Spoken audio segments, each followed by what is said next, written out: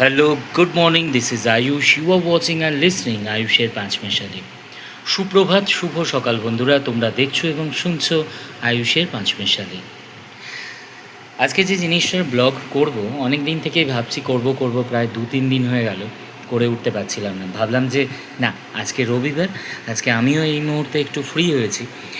আজকের বাইরে বেশ রৌদ্রোজ্জ্বল আবহাওয়াটা, বৃষ্টি নেই, সেরকম গরমও নেই, কিন্তু রৌদ্রোজ্জ্বল, রৌদ্রে তেজ অনেকটা বেশি, যেটা গায়েতে বেশি লাগছে না কিন্তু চোখেতে লাগছে।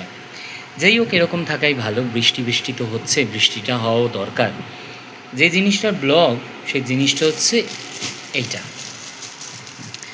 অ্যাকচুয়ালি যেহেতু ব্লগিংয়ের জন্য আমাকে অনেক ইকুইপমেন্টস ক্যারি করতে হয়, বহু দিন ধরেই আমি একটা ভালো ইকুইপমেন্টসের জন্য খুঁজছিলাম।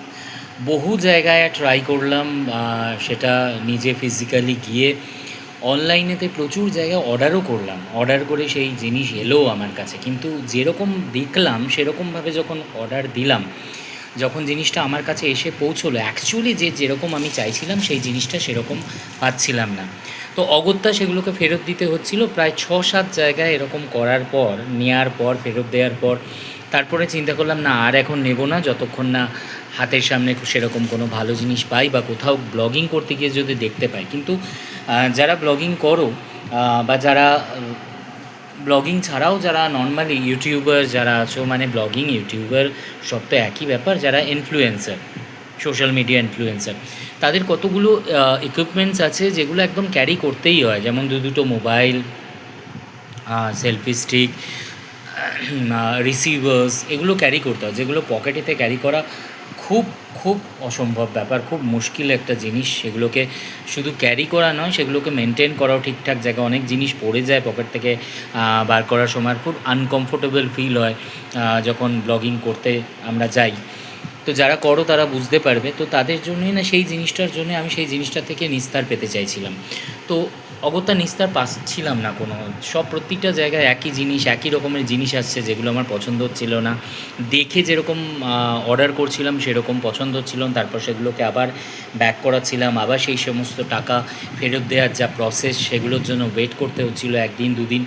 তো লাস্টে নাজেহাল হয়ে গেছিলাম নিজের ওপর নিজেই। তো ভাবলাম যে আর করবো না, যদি কোথাও দেখতে পাই তখনই কিনবো, আর যদি না দেখতে পাই আর কিনবো না। এগুলো কিন্তু আমি যেসব জায়গা থেকে অর্ডার করছিলাম সমস্ত রিনাউন কিন্তু সাইট, সেই রিনাউন্ড সাইটগুলো থেকে, সাইটগুলোর নাম নিচ্ছি না, কিন্তু রিনাউন্ড সাইট সেগুলো।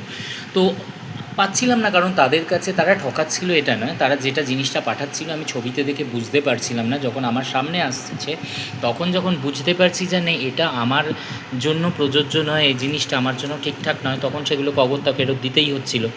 তো আমি না বিরক্ত হয়ে গেছিলাম রীতিমতো নিজের ওপরেই। তো এরকমভাবে বসতে বসতে হঠাৎ করে আমি এরকমই একটা রিনাউন্ড ব্র্যান্ড যাদের অ্যাপ আছে, তাদের অ্যাপেতে একটা পছন্দ হলো আমার।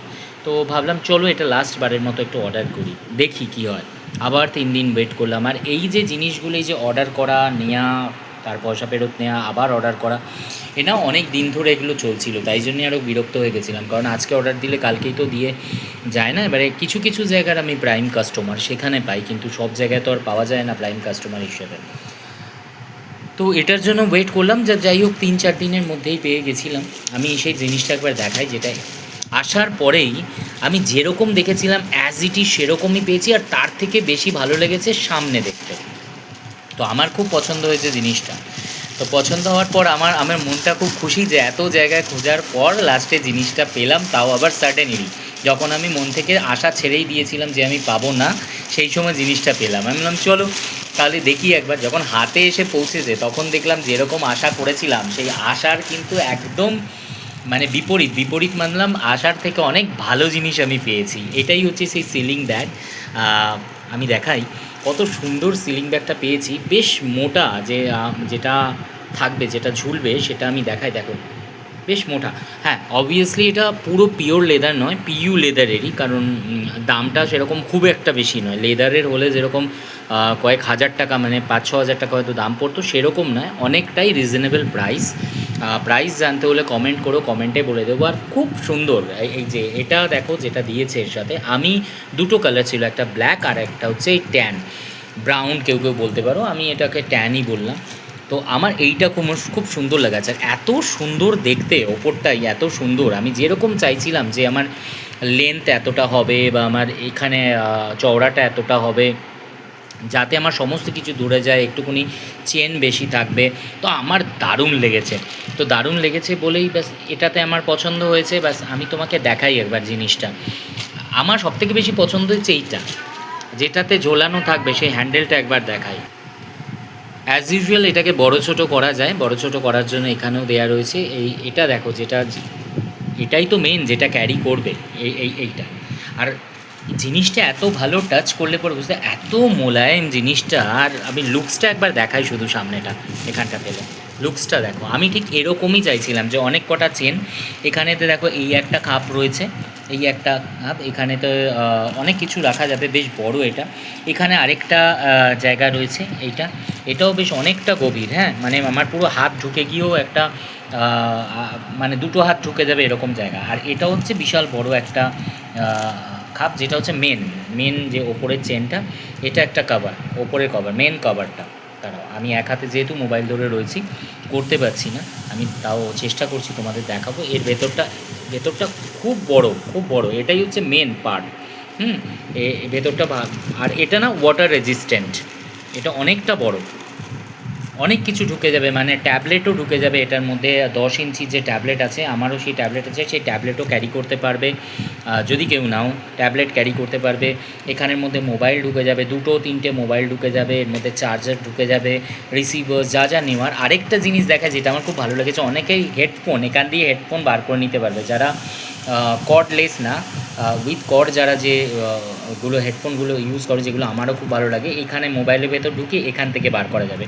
কি সুন্দর জিনিসটা করেছে। ইভেন আমার সবথেকে ভালো লেগেছে এই স্টাইলটা।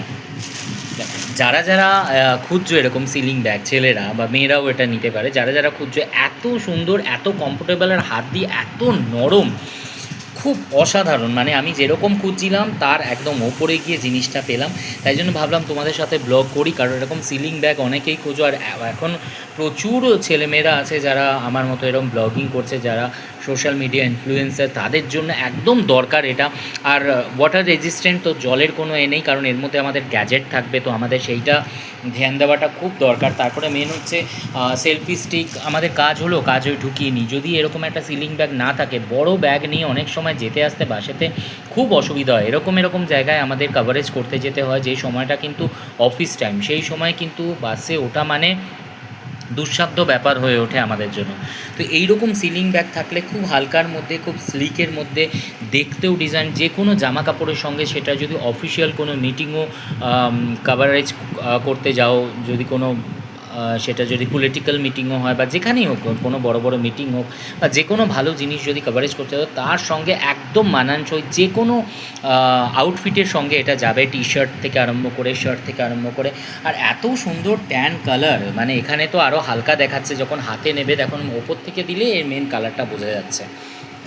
এত সুন্দর কালার, এত সোবার, এত দেখতে এলিগেন্ট। এটা যখন এটা নিয়ে যাবে তখন বুঝতেই পারবে এই সোশ্যাল ইনফ্লুয়েন্সার হিসেবে যে এসছে, তার একটা জায়গা রয়েছে, সে একটা ভালো কাজ করে, তার এইসব জিনিস দেখেই বোঝা যায়। যেমন জামা, প্যান্ট, জুতো, এই সমস্ত দেখে যেমন লোক কনসিডার করে নেয় যে এরকম কীরকম, এটা দেখলেও বুঝতে পারবে যে কীরকম ধরনের সোশ্যাল ইনফ্লুয়েন্সার, এটা দেখলেই বোঝা যায়। তার ইকুইপমেন্টসগুলোই বলে দেয় যে সে কীরকম ধরনের ইনফ্লুয়েন্সার।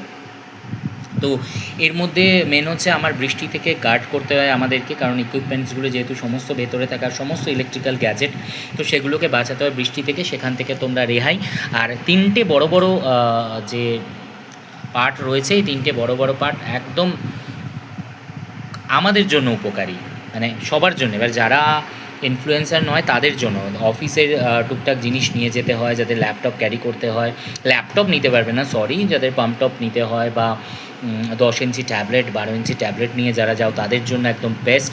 2টো মোবাইল যারা ইউজ করো তাদের জন্য বেস্ট।